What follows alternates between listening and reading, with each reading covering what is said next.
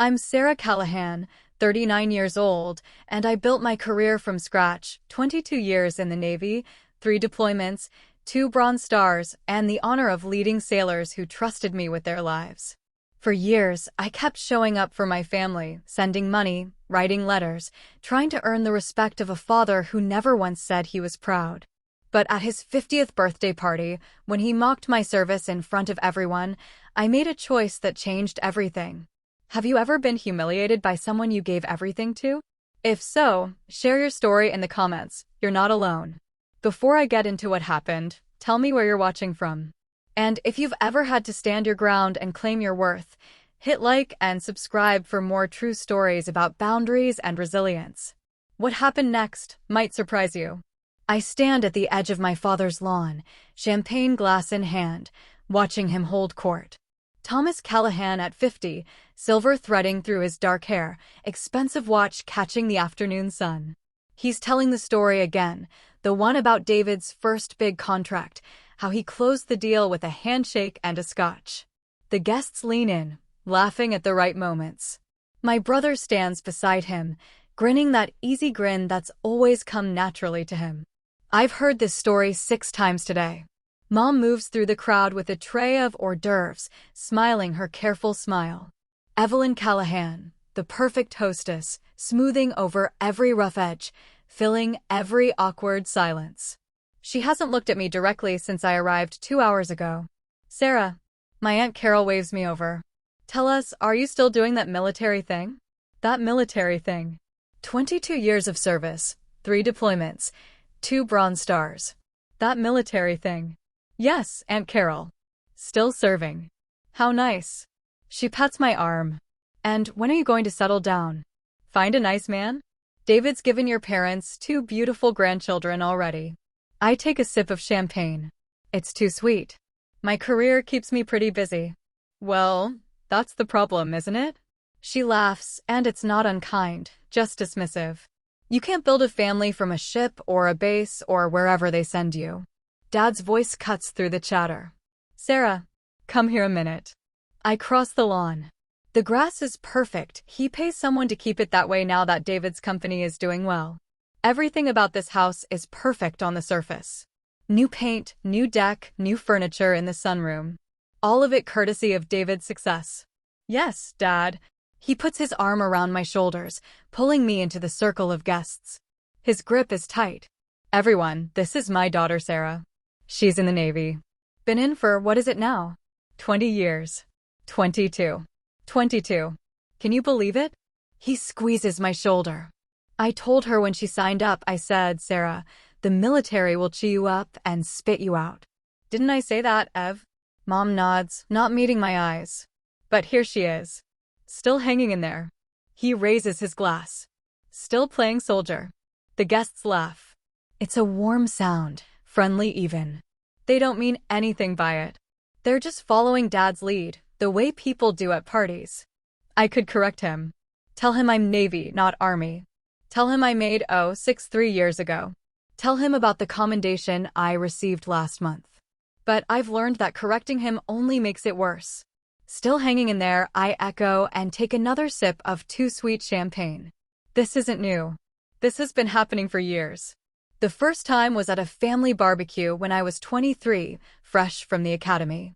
I'd tried to explain about my training, about the leadership principles we'd learned.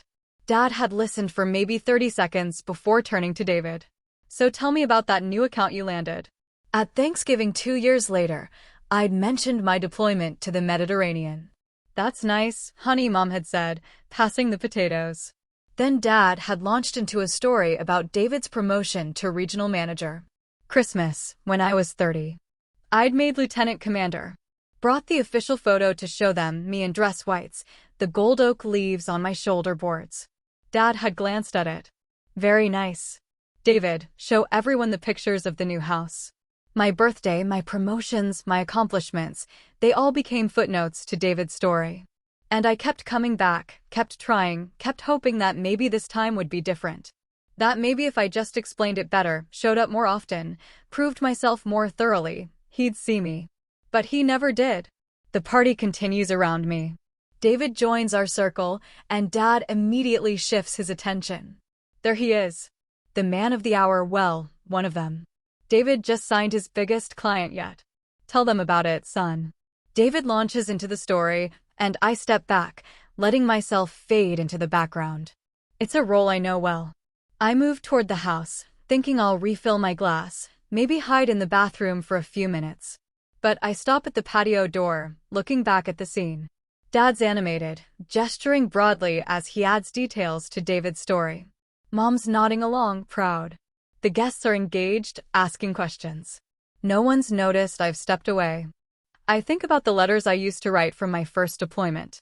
Long, detailed letters about the ports we visited, the people I served with, the things I was learning.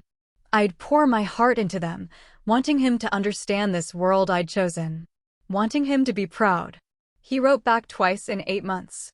Both times, one paragraph. Glad you're safe. David's doing well. Take care. I think about the time his business hit a rough patch. I sent money, not a lot, but what I could spare on a junior officer's salary. He cashed the checks without comment.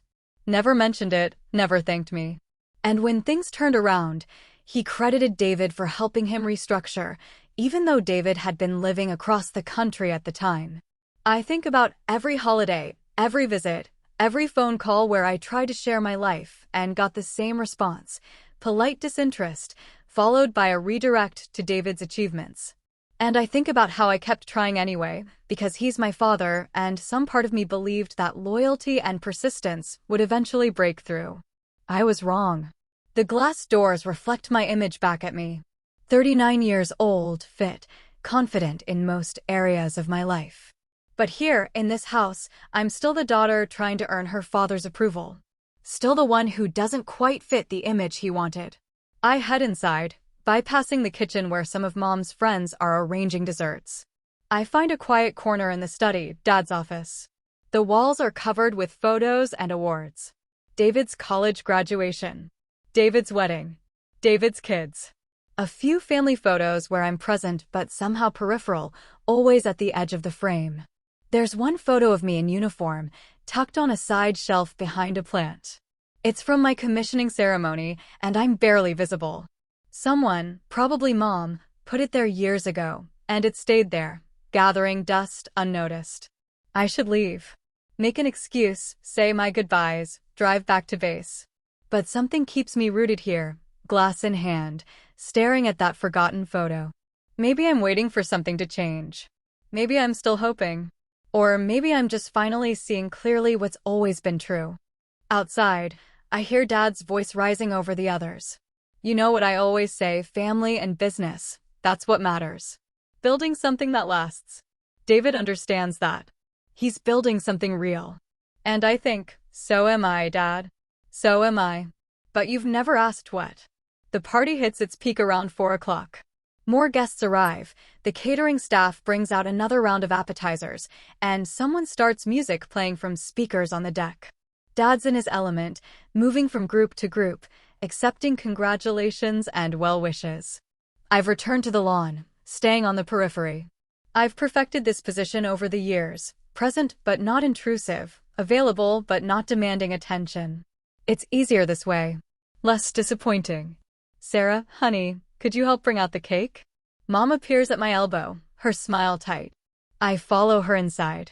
The cake is enormous, 3 tiers, decorated with elaborate fondant designs. 50 and fabulous scrolled across the top in gold lettering. It's beautiful, Mom. David's wife ordered it. She has such good taste. Mom fusses with the candles, positioning them precisely. Could you grab those plates from the counter? I gather the plates, and we carry everything outside. The crowd parts for us, gathering around the main table. Dad positions himself at the head, beaming. Before we cut the cake, he announces, I want to say a few words. Of course he does. 50 years, he begins. Half a century. And I look around at all of you, at my family, at what we've built together, and I feel blessed. Truly blessed. He gestures toward Mom. Evelyn, my rock. 30 years of putting up with me. Everyone laughs. Mom smiles. And my children. David, his voice swells with pride. David has built an empire. following in my footsteps, but going beyond anything I dreamed of, making me proud every single day. David ducks his head modestly. The guests murmur approval. Then Dad's eyes find me. And Sarah. He pauses, and something in his tone shifts. Not quite mockery, but close. Sarah chose a different path. Decided the military was her calling. I told her, I remember this clear as day. I said, Sarah, the army will chew you up and spit you out. A few people chuckle. Dad grins. But she didn't listen to her old man. Never did, really. Stubborn, this one. Just kept at it, year after year. He raises his glass toward me. Still waiting to see if I'm right. Still waiting for the army to spit her out. The laughter is louder now. Friendly, indulgent. They think it's just good-natured ribbing, the kind fathers do. David's smirking. Mom's looking at the ground. Aunt Carol gives me a sympathetic shrug. And something in me, something that's been bending for years, accommodating, adjusting, trying to be small enough not to cause problems, finally reaches its limit. I open my mouth to respond. To correct him one more time about Navy versus Army. To mention that I'm not some junior enlisted hoping to make it through my first tour. To tell him that I'm a captain, that I command respect from people who actually know what service means. But I don't get the chance. The windows rattle. At first, I think it's thunder, but the sky's clear. The rattling intensifies and someone points upward. What is that? The sound builds, deep and rhythmic. Helicopter rotors. Close. Very close. The crowd parts instinctively, moving away from the center of the lawn. Mom grabs Dad's arm. David pulls out his phone, already recording. And then it appears over the tree line. A Black Hawk helicopter, navy gray, descending toward the lawn. The rotor wash flattens the perfectly manicured grass, sends napkins and decorations flying. People shield their eyes, backing away further. It lands smoothly, professionally. The rotors slow but don't stop. The side door opens. Major Brooks steps out, marine dress blues immaculate despite the wind. He scans the crowd, finds me, and crosses the lawn with precise military bearing. He stops 3 feet away and salutes. Admiral Callahan, he says, his voice carrying clearly over the engine noise. The president is waiting. Admiral. The word hangs in the air. I return the salute, crisp and exact. Major Brooks. What's the situation? Security briefing, ma'am. Classified. The president requested you specifically. I nod. Give me 1 minute. He steps back, waiting at parade rest. I turn to face my father. Thomas Callahan's face has drained of color. His mouth opens, closes. No sound comes out. The crowd is dead silent except for the helicopter. I'm sorry I have to leave your party, Dad. My voice is steady, professional. Duty calls. He finally finds words. Admiral? You're an admiral. Made Rear Admiral 2 years ago. You would have known if you'd read the letters I sent. Mom's crying. Quiet tears, her hand over her mouth. David's frozen, phone's still recording, but his smirk is gone. I look at each of them, these people I've spent decades trying to impress, trying to make proud, trying to be enough for. And I realize something. I don't need to try anymore. The cake looks delicious, I say to Mom. Save me a piece. She nods, unable to speak. I turn to the Major. I'm ready. We cross the lawn together, the crowd parting silently. Behind me, I hear whispers starting, shock rippling through the guests. At the helicopter door, I pause and look back one more time. Dad's still standing by the cake table, frozen. The man who's spent years telling me I wasn't enough, that I'd made the wrong choice, that I'd fail eventually. I don't say anything else. Don't need to. I board the helicopter. Major Brooks climbs in after me, and the crew chief slides the door shut. The rotors accelerate, and we lift off smoothly. Through the window, I watch the party below shrink. Dad's still standing in the same spot, looking up. I turn away and buckle in. Apologies for the dramatic entrance, Admiral, Brooks says, handing me a briefing folder. The president wanted you there ASAP. No apology necessary, Major. Sometimes dramatic is exactly what's needed. I grew up in the house we just left, though it looked different then. Smaller. Shabbier. before David's money transformed it into something worthy of magazine spreads. My room was at the back, overlooking the woods. David's was larger, at the front, but that seemed normal. He was older, the son, the heir to whatever Dad was building. I didn't mind. I had my books, my projects, my dreams of something bigger than this small town. Dad ran a regional distribution company. Not glamorous, but solid. He worked long hours, came home tired, smelled like warehouses and coffee. He had pride, though. Pride in his business, his reputation, his position in the community. And he had plans for David. From the time David could walk, Dad was grooming him. Teaching him about inventory, contracts, customer relations. Taking him to the warehouse on Saturdays, introducing him to clients. "This is my son," he'd say. "He's going to run this place someday." I'd tag along sometimes, quiet, observing. Dad never introduced me the same way. If clients asked, he'd say, "That's Sarah. Say hello, Sarah." I said hello. I didn't resent David. It wasn't his fault he was born first, born male, born into Dad's expectations. David was actually kind to me most of the time. Let me hang around his friends, helped me with homework, taught me to throw a football properly. But the difference in how Dad treated us was impossible to miss.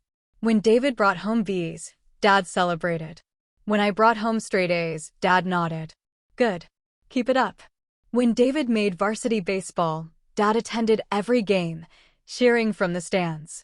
When I made academic decathlon captain, Dad said he'd try to make the competition, but business always came up. Mom noticed. I think she tried to compensate sometimes, giving me extra attention, praising my achievements privately. But she never contradicted Dad, never pushed back against the imbalance. That wasn't her way. "Your father has a lot of pressure," she'd say. "He's building something for all of us." I accepted that explanation for years. I tried to be understanding, to not be demanding, to prove I was worth his attention through sheer excellence. I became the responsible one. Did my chores without being asked, kept my room immaculate, helped Mom with dinner every night. I tutored other students, volunteered at the library, joined every academic club available. David coasted. Not badly, he was smart enough when he applied himself. But he didn't have to try as hard because Dad's approval came automatically. I earned scholarships. Full ride to college, my choice of schools. I'd worked for it, spent 3 years maintaining perfect grades while working part-time at the grocery store, building the kind of resume that made admissions officers pay attention. Dad's response, "That's good. Saves us money. David's going to need help with his business degree." I chose the Naval Academy. Not to spite him, though I'd be lying if I said his reaction wasn't part of it. I chose it because I wanted purpose. Structure. A place where merit actually mattered. Dad was furious. "You're throwing away your potential," he said. "You could do anything and you choose this?" Following orders, living in barracks, getting shipped off to God knows where. It's called service, Dad. It's called wasting your life. The military will chew you up and spit you out, Sarah. Mark my words. Mom cried, but didn't argue with him. David looked uncomfortable but stayed silent. I went anyway. The academy was hard. Brutal, even. Plebe summer broke people stronger than me. But I survived. More than survived, I excelled. Found out I was good at leadership, good at making hard decisions under pressure, good at bringing teams together. I wrote letters home every week. Told them about my classes, my training, my growing understanding of what it meant to serve something larger than yourself. Dad's responses were sporadic. One paragraph, usually about David's accomplishments. David made Dean's List. David got an internship with a Fortune 500 company. David's dating a nice girl from a good family. My graduation from the academy should have been a proud moment. I stood in front of Bancroft Hall with my classmates, tossing our covers into the air, officially commissioned as ensigns in the United States Navy. Mom came. David came, brought his new girlfriend. Dad found an excuse. Business emergency. He sent a card. Congratulations. Make us proud. I told myself it didn't matter. I was part of something bigger now. I had brothers and sisters in arms who understood, who celebrated with me, who had my back. But it did matter. It mattered a lot. My first deployment, I sent Dad a detailed letter about crossing the Atlantic, seeing Gibraltar, learning to navigate by stars and instruments and instinct. I told him about the responsibility of standing watch, knowing that my decisions affected everyone aboard. He sent back 3 sentences. Glad you're safe. David got engaged. We're planning a big wedding. I went to the wedding. Stood in the reception line in my dress whites, feeling like an exotic bird in a room full of business suits. People asked polite questions about my service, then moved on quickly to congratulate David and his bride.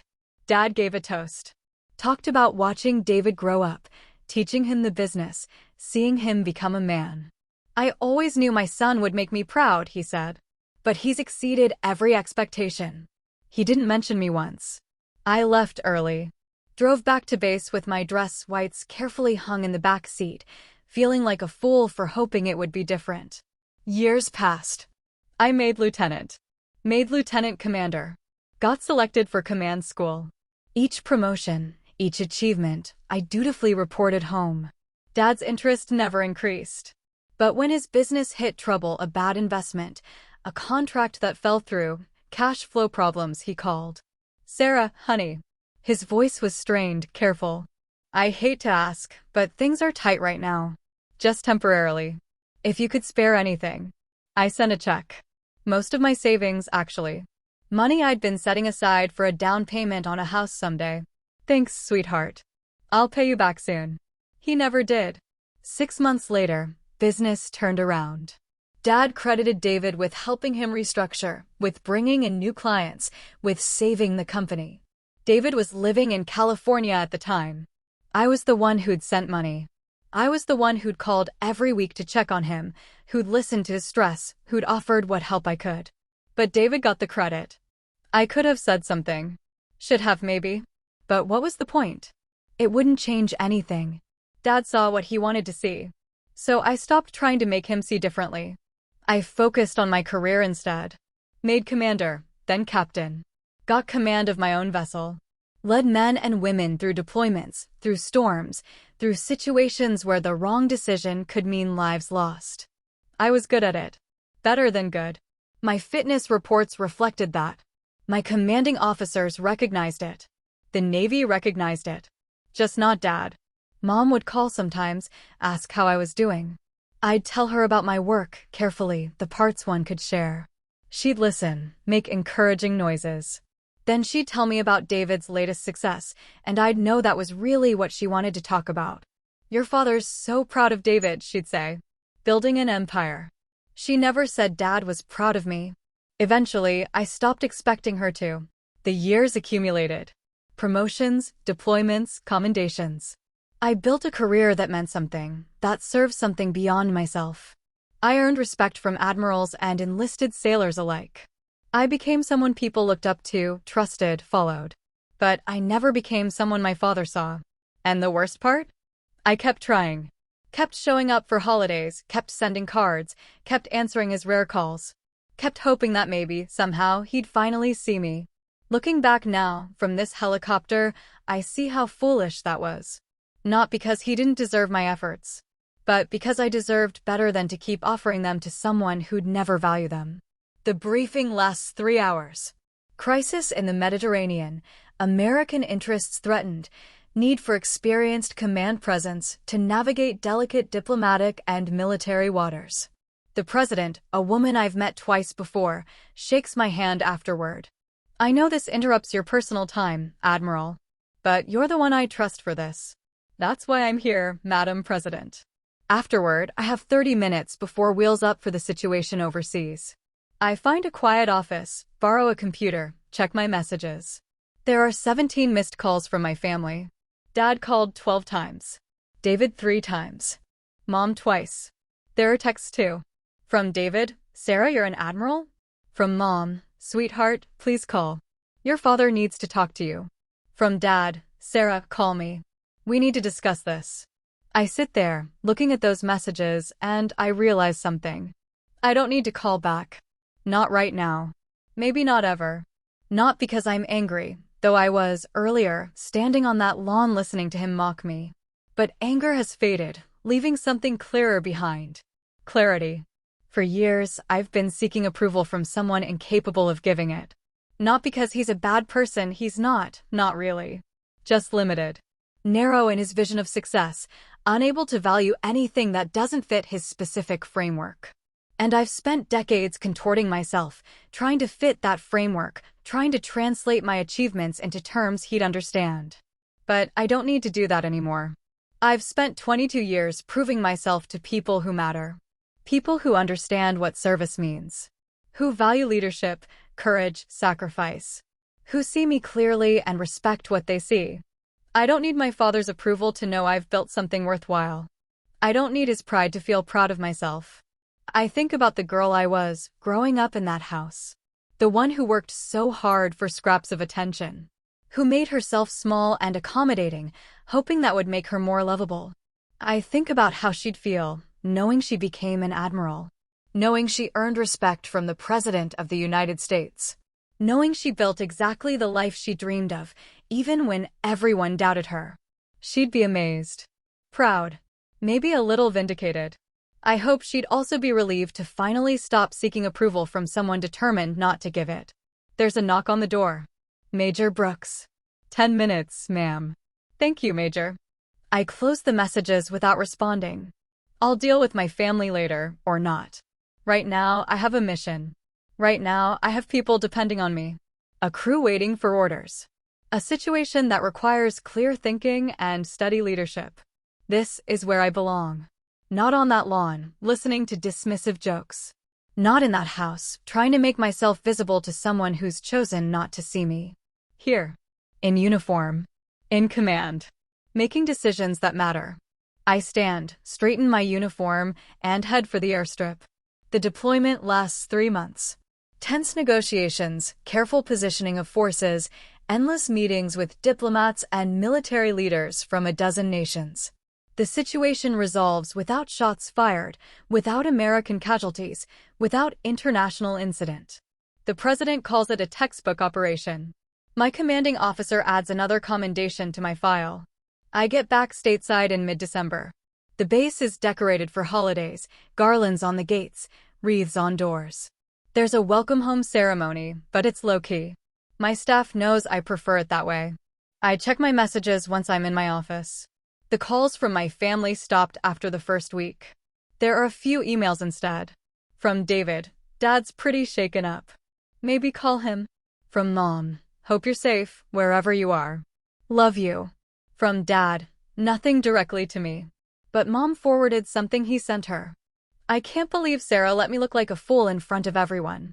After all I did for her. I read that line 3 times. After all I did for her. Raised me, yes. Fed me, housed me, paid for things before my scholarships kicked in. Basic parental responsibilities, fulfilled adequately if not warmly. But what did he do for me beyond that? What encouragement did he offer? What pride did he show? What support did he give when I chose a path different from his expectations? He wanted me to feel grateful. To stay bound to him through obligation. But obligation without respect isn't a healthy foundation for any relationship. I don't respond to the email. Christmas approaches. Mom calls, asks if I'm coming home for the holidays. I don't think so, Mom. I have duty over New Year's, and I need to catch up on things here. Your father wants to see you. Her voice is careful. He wants to talk. About what? Silence. Then, quietly, he's struggling with what happened. With finding out about your rank from everyone else. He thinks you deliberately kept it from him. I wrote him, Mom. Multiple letters. Sent official announcements. He never responded. He says he never got them.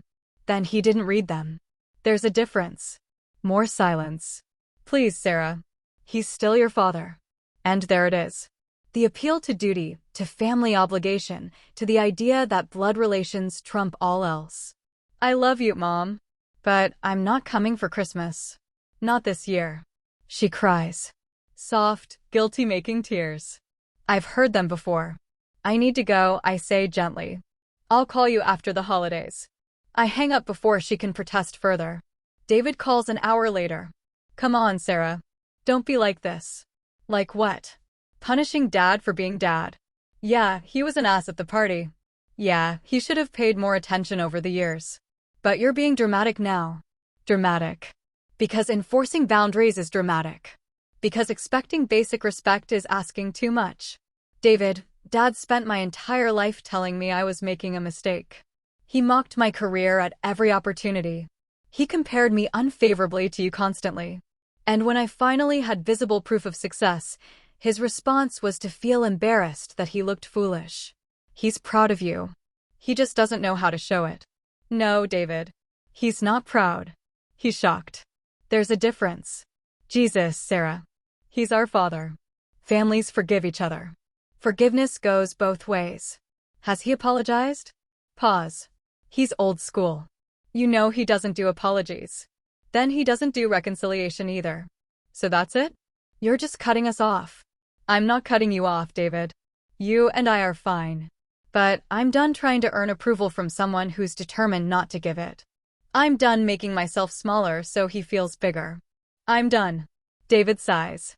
Mom's going to be devastated if you're not here for Christmas. Mom had 22 years to stand up for me. She chose not to. That was her choice. This is mine. I hang up. The guilt tries to settle in. The voice that says I'm being too harsh, too unforgiving, too stubborn. The voice that sounds suspiciously like Dad. But underneath the guilt is something else. Something lighter. Relief. For the first time in my life, I'm not performing for my father. Not trying to prove anything. Not hoping this time will be different. I'm just living my life on my own terms, answerable to my own standards. It feels like breathing after being underwater. Christmas comes and goes. I volunteer for duties so married sailors can spend time with their families. I eat turkey in the officers' mess, exchange gifts with my staff, call Mom on Christmas evening for exactly 15 minutes. She doesn't mention my absence. Neither do I. January brings routine back. Training exercises, administrative duties, planning for next quarter's deployments. I attend meetings at the Pentagon, give input on strategic initiatives, mentor junior officers navigating their own career paths. My life continues, full and purposeful, without my family's validation. I don't think about them much. When I do, it's without the old ache of longing. Just a distant awareness that they exist, somewhere, living their lives as I live mine. In February, Mom sends a card. Valentine's Day, which she always marks. Inside, her careful handwriting, missing you. The house feels empty without you. I appreciate the sentiment. I don't respond. In March, David's wife has another baby. Mom emails photos. I send a gift, a generous check, a congratulatory card. I don't visit. In April, I get word that Dad's business is struggling again. Something about contracts lost, clients moving to competitors, cash flow issues. Mom calls. Doesn't quite ask for help but mentions how stressed Dad is, how the doctors are worried about his blood pressure, how David's doing what he can but has his own company to run. I listen sympathetically. I don't offer money. Sarah, Mom says finally, I know you're upset with your father. But he's not well. He needs family right now. He has family, Mom. He has you and David. You're his daughter. I've always been his daughter. That didn't matter to him when things were good. That's not fair. Neither was he. We end the call without resolution. I don't feel guilty this time. Just tired. Tired of the same patterns, the same appeals, the same expectation that I should sacrifice my boundaries for the sake of family peace. Peace for whom? Not for me. In May, I get promoted again. Rear Admiral, upper half. 2 stars. It's a significant jump, one that puts me in the top tier of naval leadership. The ceremony is formal, attended by high-ranking officials, fellow officers, dignitaries. The Secretary of the Navy pins on my stars personally, makes a speech about exceptional service and distinguished leadership. I stand there, ramrod straight, feeling the weight of those stars and everything they represent. Afterward, there's a reception. People congratulate me, shake my hand, tell me stories about serving under my command or hearing about my reputation. Mom texts, "Congratulations on your promotion." That's it. No call, no card, no acknowledgement of what this achievement means. David doesn't contact me at all. Neither does Dad. I could be hurt. Part of me is a little. The part that's still that girl seeking approval, hoping this time will be different. But mostly, I'm just done. I've built a life they can't comprehend and won't celebrate. I've earned respect they'll never give. I've become someone they refuse to see. And that's okay. Because I see myself. My colleagues see me. The people I lead see me. The Navy sees me. That's enough. Summer passes. I command exercises in the Pacific, consult on strategic planning, testify before congressional committees about naval readiness. My days are full. My work is meaningful. My reputation grows. I date someone briefly, another officer, smart and capable. It doesn't work out, not because of any particular problem, but because we're both married to our careers. We part on good terms. I buy a house finally. Small but mine, near the water, with a view of the harbor. I furnish it slowly, carefully, choosing things I actually like instead of what's practical or expected. I hang photos of my crew, my ship, ceremonies, and deployments. I frame my commendations. I display my academy diploma, my commission, my promotion certificates. My walls tell a story of achievement and service. They reflect who I am, not who I was trying to be.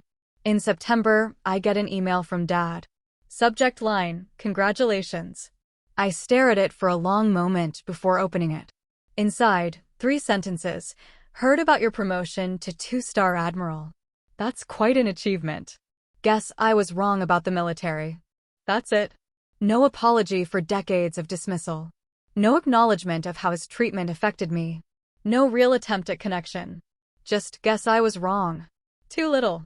Too late. I read it twice, then file it away. I don't respond. In October, Mom calls. Did you see your father's email? I did. He's trying, Sarah. That's hard for him. I'm sure it is. Can't you meet him halfway? Mom, I spent 22 years meeting him more than halfway.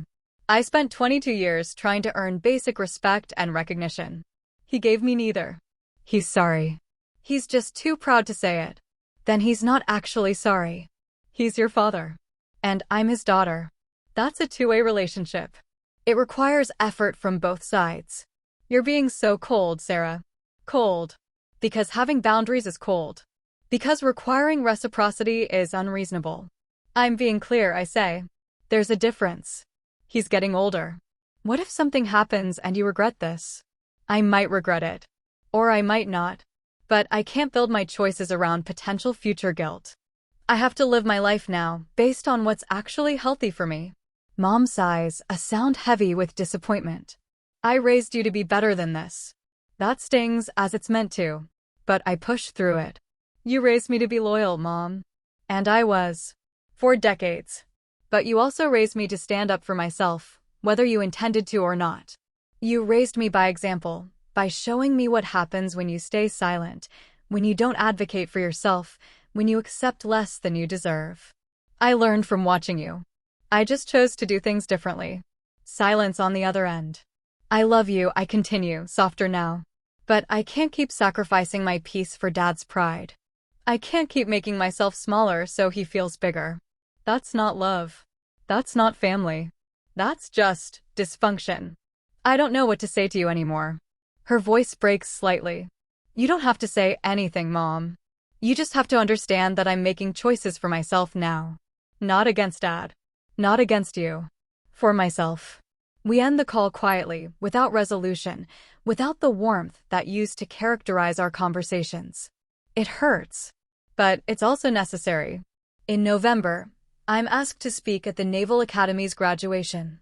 Full circle, standing where I once stood, addressing the newest ensigns preparing to take their oaths. I talk about service, about leadership, about the weight of responsibility and the privilege of command. I talk about staying true to your values even when it's difficult, about earning respect through integrity and competence.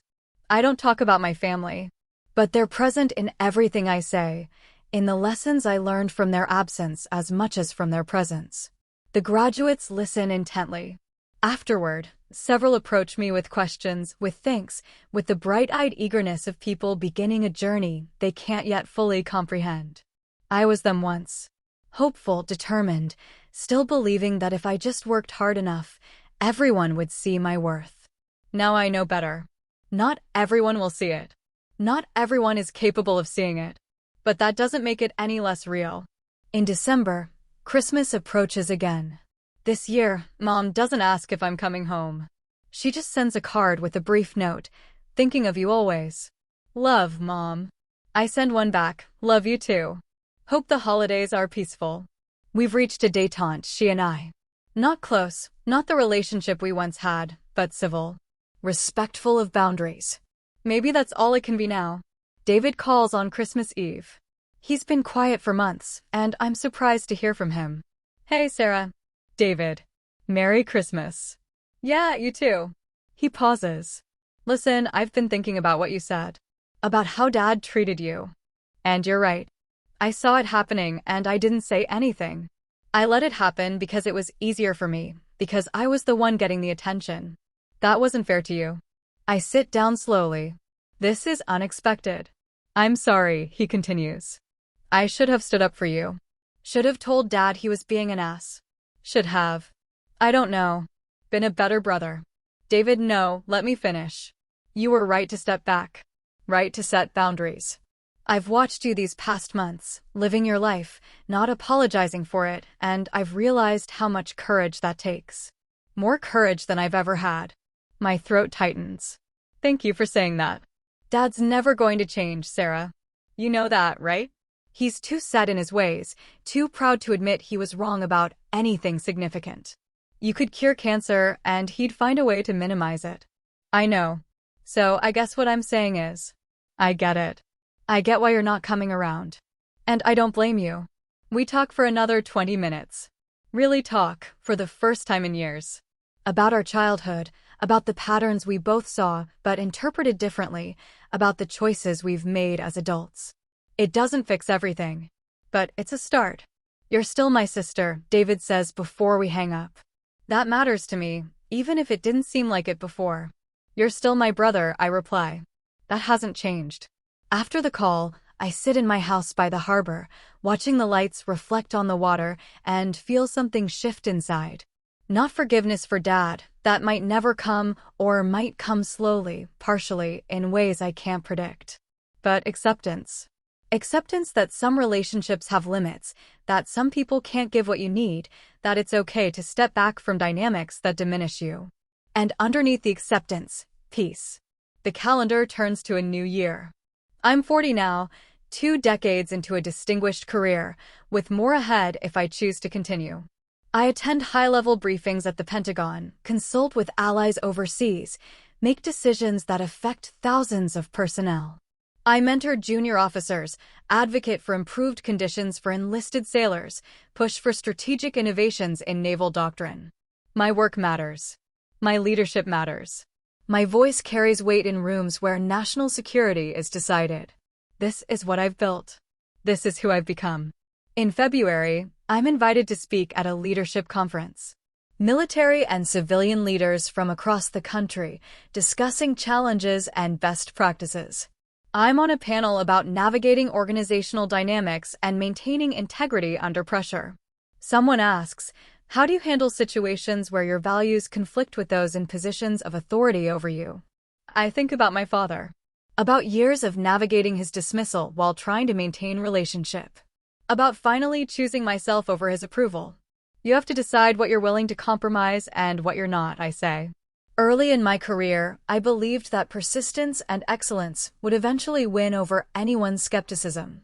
I thought if I just proved myself thoroughly enough, everyone would come around. The audience leans in, attentive. But that's not always true. Some people are invested in their initial assessment of you. Changing that assessment would require them to admit they were wrong, and for some personalities, that's impossible. So you have to make a choice. Keep performing for an audience that refuses to applaud, or redirect your energy toward people and environments that recognize your value. How do you know when to stop trying? Someone asks.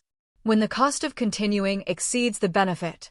When you realize you're sacrificing your integrity, your peace, or your self-respect for the approval of someone who's demonstrated they won't give it. That calculation is different for everyone.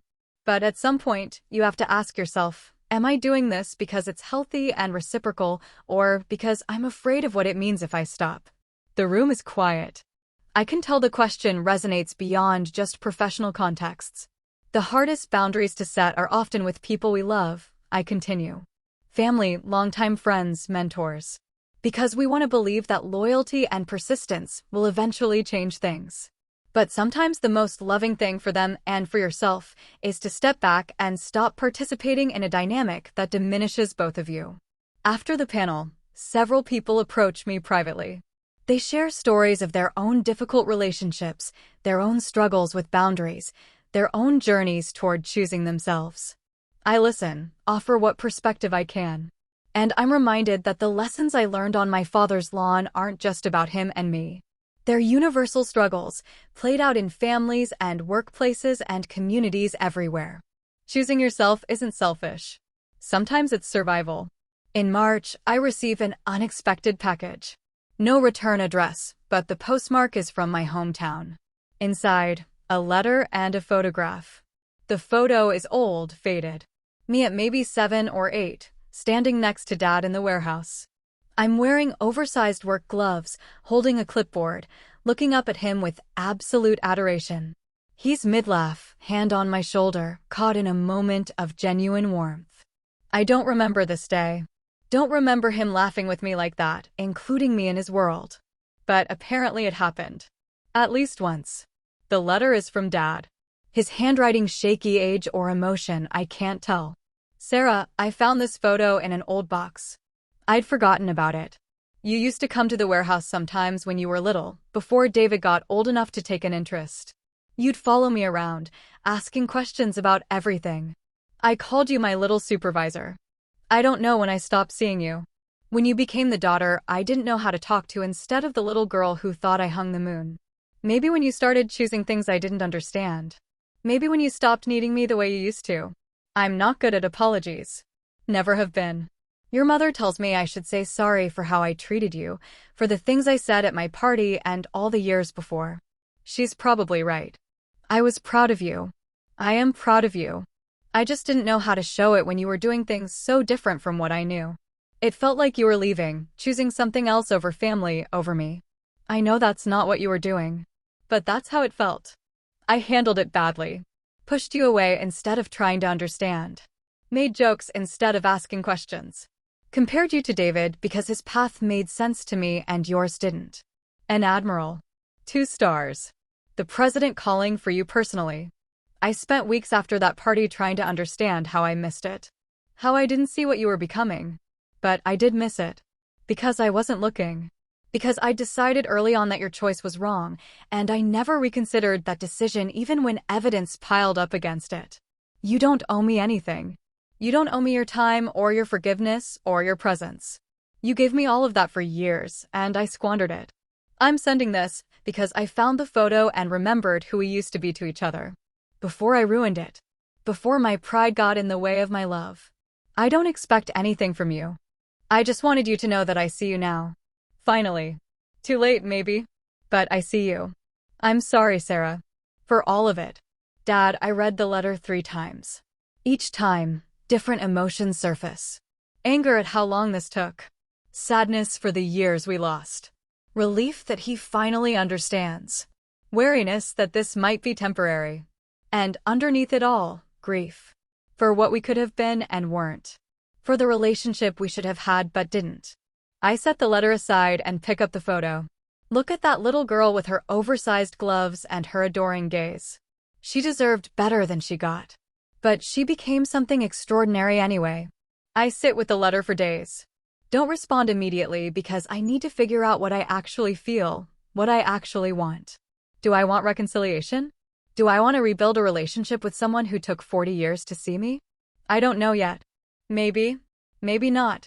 But I know this, if we rebuild, it will be on terms that respect us both. Not me performing for his approval. Not him grudgingly acknowledging my existence. Something real, equal, mutual. Or nothing at all. Both options are acceptable now. That's the difference between now and before. I'm not desperate for his love anymore. I'm not willing to accept crumbs and call them a feast. If he wants relationship, He has to show up for it. Really show up. Consistently. Over time. One letter isn't enough. But it's a start. In April, I call him. He answers on the second ring, and his voice is uncertain. Sarah? Hi, Dad. Silence. Then, thank you for calling. I wasn't sure you would. I wasn't sure I would either. More silence. Neither of us is good at this, at being vulnerable, at naming what we feel. I got your letter, I say finally. And the photo. I meant what I wrote. I know. I believe you. But it's not enough. He says it like a statement, not a question. It's a start. But no, it's not enough. Not yet.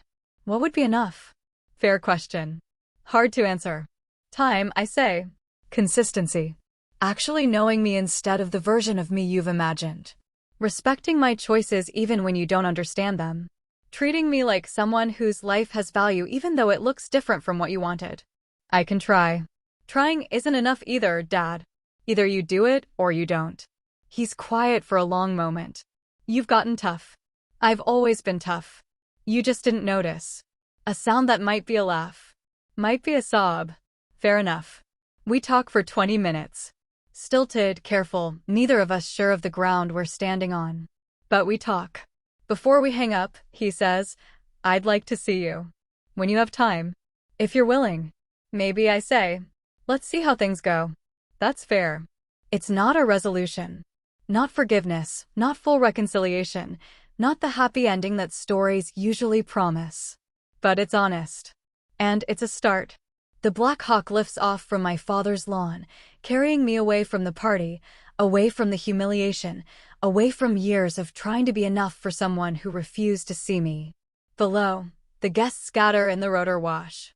Dad stands frozen by his cake table, face drained of color, finally understanding what he missed. I turn away from the window and focus forward. Major Brooks hands me the briefing folder. The situation is developing rapidly, ma'am. The president wants your strategic assessment before deciding on military response. I flip open the folder, scanning the intelligence reports. Forces positioned, threats assessed, diplomatic channels identified. Complex, delicate, requiring exactly the kind of careful judgment I've spent 2 decades developing. How long until we're airborne to the Mediterranean? 90 minutes, Admiral. Your staff is already assembled. I nod, already mentally shifting into command mode. This is what I do. This is who I am. Not the daughter trying to earn approval, but the officer trusted with national security decisions. The helicopter banks, and I catch one last glimpse of the party below. People are crowding around Dad now, probably asking questions, probably stunned by what just happened. I don't feel triumphant. Don't feel vindicated or satisfied by a shock. I just feel clear. For years, I measured my worth against his inability to see it. I made his approval the metric for my success. I let his dismissal define my value. But worth isn't determined by who refuses to acknowledge it. Success isn't measured by who chooses not to celebrate it. I built something extraordinary. Not for him. Not despite him. Just built it. Because it was my calling, my path, my choice. And whether he ever acknowledges that or not doesn't change its reality. The helicopter climbs higher. The estate shrinks below us, becoming just another property in a landscape of properties. Insignificant from this altitude. Just one small piece of a much larger world. My world is bigger now. My life is fuller. My purpose is clearer. I spent decades seeking his approval, trying to translate my achievements into terms he'd understand, hoping he'd finally see me. I don't need that anymore. Because I see myself. I see the little girl who dreamed of something more, who refused to be confined by others' expectations, who chose the harder path because it called to her. I see the young ensign who learned leadership through trial and error, who earned respect through competence and integrity, who never compromised her values for easier advancement. I see the commander who held lives in her hands and never took that responsibility lightly, who made hard decisions with clear eyes, who led with both strength and compassion. I see the admiral who earned 2 stars through decades of exceptional service, who sits in rooms where national policy is shaped, whose judgment is trusted by the highest levels of government. That's who I am. That's what I built. And it doesn't need his validation to be real. The briefing folder contains details of ships, forces, diplomatic complications. I absorbed the information quickly, my mind already working through scenarios and strategies. This is what matters. This moment, this mission, this responsibility. Not the party behind me. Not the approval I'll never get. Not the family dynamics I can't fix. This. Major Brooks glances over. You all right, Admiral? I close the folder and meet his eyes steadily. I'm exactly where I need to be, Major. He nods, understanding in a way civilians might not. This is the life we chose. The life we built. The life we earned. Sometimes the best answer isn't confrontation. Isn't the dramatic speech or the satisfying comeback. Isn't forcing people to see what they're determined to miss. Sometimes the best answer is simply living in a way that makes ridicule impossible. Being so undeniably successful, so clearly excellent, so thoroughly respected that dismissal becomes absurd. Not for revenge. Not to prove anything. Just because that's who you are. The helicopter levels out, heading toward the airfield where a larger aircraft waits to carry me overseas. Toward crisis management, toward command decisions, toward the work I've spent my career preparing for. My phone buzzes. Text from David. Holy shit, Sarah. Admiral. I silence the phone without responding. Later. Maybe. Or maybe not. Right now, I have a job to do. The president is waiting. My crew is waiting. The mission is waiting. And I'm ready. I've always been ready. I've always been capable. I've always been exactly who I am now. The rank just made it visible to people who refused to look. But I knew. My colleagues knew. The people I served with knew. The Navy knew. And in the end, that's what matters. Not the approval I sought for decades, but the respect I earned. The integrity I maintained. The life I built on my own terms. The helicopter carries me forward, toward the next challenge, the next mission, the next moment where my judgment and leadership will make a difference. Behind me, my father finally understands what he missed. Ahead of me, a world where I'm seen clearly, valued appropriately, respected fully. I don't look back. There's nothing there I need anymore. The rotors beat steadily against the sky, carrying me toward what matters. Toward purpose. Toward mission. Toward the life I chose and the person I became. Admiral Sarah Callahan. Not playing soldier. Not waiting to be chewed up and spit out. Just serving. Leading. Excelling. Being exactly who I always was, with or without his approval. The party fades into memory. The humiliation becomes just another moment in a long story, significant only for what came after. What came after is everything. The work. The rank. The respect. The life built on my own terms. That's the real revenge. Not the dramatic entrance or the shocked faces, but the life itself. The undeniable, excellent, purposeful life. The one he said I couldn't build. The one I built anyway. The ceremony takes place on a crisp October morning, 18 months after that birthday party. The naval base is dressed in full formal regalia, flags snapping in the autumn breeze, honor guard assembled in precise formation. I stand at attention as the Secretary of the Navy reads my promotion citation. 3 stars now. Vice Admiral. One of the highest ranks in the service, achieved by fewer than 100 officers at any given time. The crowd is substantial. Fellow officers, dignitaries, members of Congress, colleagues from joint operations across all branches. People who've worked with me, served under me, witnessed my career firsthand. And in the third row, looking uncomfortable in a suit that doesn't quite fit, my father. I didn't invite him. Mom asked if she could bring him. I said yes, though I wasn't sure it was the right choice. David's here too, with his family. Mom's in the front row where family traditionally sits, dabbing at her eyes with a tissue. The secretary pins the 3rd star on my shoulder board. The weight is barely noticeable physically, but symbolically it feels enormous. Vice Admiral Sarah Callahan, he announces, and the crowd applauds. I give my remarks. Brief, professional, focused on service and the people who make the mission possible. I thank my mentors, my crew, the sailors and officers who've served alongside me. I talk about the privilege of leadership and the responsibility it carries. I don't mention my family. That's not what this day is about. Afterward, there's a reception. People congratulate me, share stories, make jokes about how I'll handle even more responsibility. I move through the crowd with practiced ease, this role as familiar now as breathing. Mom finds me first, pulling me into a tight hug. I'm so proud of you, sweetheart. So proud. Thanks, Mom. She pulls back, studying my face. 3 stars. My daughter, the Vice Admiral. I never imagined. She stops, tears threatening again. I know. David's next, shaking my hand formally before pulling me into a quick embrace. Congratulations, Admiral. He grins. I'm going to use your rank now every chance I get.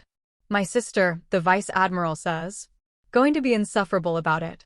You already are insufferable. True. But now I have better material. His kids hang back, shy around all the uniforms. I crouch down to their level, show them the stars, let them touch the braid on my sleeve. They giggle and warm up slightly. Then Dad approaches. He's aged in the past 18 months. More gray in his hair, lines deeper around his eyes. He walks slower, carries himself with less certainty. We've talked occasionally since that first phone call. Stilted conversations, careful exchanges, neither of us quite sure how to bridge the gap. He's made efforts, remembered my birthday, sent a card when I got back from deployment, even called once just to ask how I was doing. Small things, but consistent.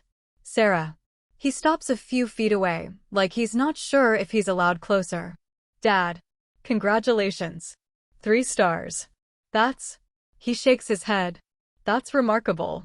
Thank you. Silence stretches between us. People flow around us, conversations and laughter filling the space. I don't know what to say, he admits finally. I've been practicing in my head all morning and I still don't know what to say. You don't have to say anything. Your being here is enough. He looks at me, really looks, and I see something I've never seen before in his eyes, uncertainty. Thomas Callahan, who always had an opinion, always had an answer, looking at his daughter and genuinely not knowing how to proceed. I wasted so much time, he says quietly. Wasted so much time being wrong, being stubborn, being too proud to admit I didn't understand. Yes, you did. He winces slightly, but doesn't argue. I'm trying to do better. Trying to understand. But I don't know if I can ever make up for you can't, I say, not unkindly. You can't make up for it. What's done is done. But you can do better going forward. You can be present now. You can actually see me now. I do see you. His voice cracks slightly. I see you, Sarah. Finally. And what I see is extraordinary.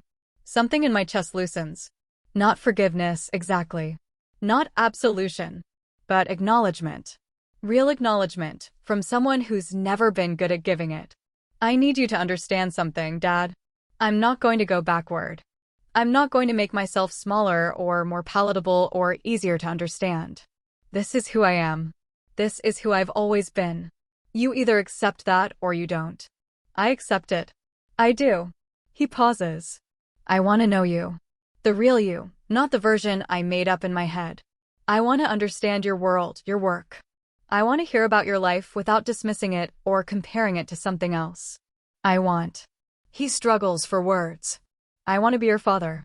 Actually be it, not just have the title. That's going to take time. And effort. Real effort.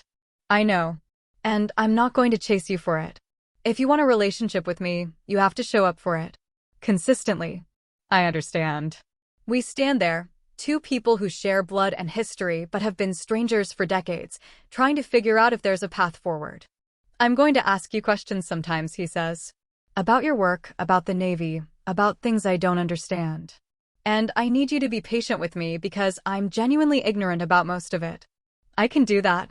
And I'm going to mess up. Say the wrong thing, make assumptions. I'm going to be learning, and that means mistakes. As long as you're actually learning from them. He nods. I will. I promise I will. A promise from Thomas Callahan. I don't know if it means anything yet, but it's more than I've ever gotten before. Okay, I say. We'll see how it goes. That's fair. He extends his hand. Formal, uncertain. I take it. Shake once, firmly. Congratulations again, Sarah. You've built something incredible. I'm sorry it took me so long to see it. So am I. He nods and steps back, returning to where Mom's waiting. She takes his arm, gives me a small smile over her shoulder. David appears at my elbow. That looked intense. It was. Think he means it? The trying to be better thing. I think he wants to mean it. Whether he can actually do it remains to be seen. And if he can't? I watched Dad across the room, talking to one of my colleagues who's apparently explaining something about naval operations. Dad's listening, actually listening, asking questions. Then I'll be fine, I say. I've built a life that doesn't require his approval. If he wants to be part of it, genuinely part of it, there's room. But I'm not going to shrink that life to accommodate him anymore. David's quiet for a moment. You've changed. These past couple years. I don't know. More solid, somehow. I stopped performing. Stopped trying to be what other people needed me to be and just started being who I am. It suits you. The reception continues around us. I'm pulled away for more photos, more conversations, more congratulations. It's hours before the crowd thins and I can finally step outside for air. The sun's setting, painting the sky in oranges and purples. I stand on the steps of the officers' club, 3 stars on my shoulders, looking out over the base that's been home for so many years. This morning, before the ceremony, I visited the academy. Walked the same paths I walked as a plebe, stood where I stood at graduation, remembered that young ensign who had so much to prove. I wanted to tell her, you're going to make it. More than make it. You're going to exceed every expectation, including your own. You're going to become someone extraordinary, someone respected, someone who matters. I wanted to tell her, it's going to hurt sometimes. People you love are going to disappoint you. You're going to question yourself, doubt yourself, wonder if you made the right choice. But you did. You absolutely did.